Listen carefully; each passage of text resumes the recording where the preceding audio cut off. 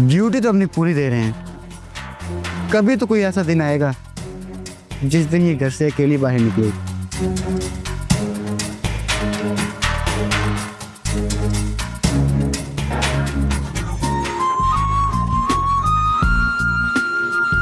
शुमाइला, तुम कीड़ा ढूंढ रही थी ना?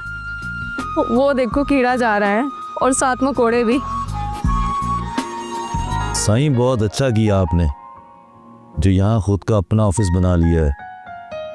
अब शहर में आपकी एक पहचान तो होगी, जिसने आपसे मिलना होगा यहीं पे आ जाएगा।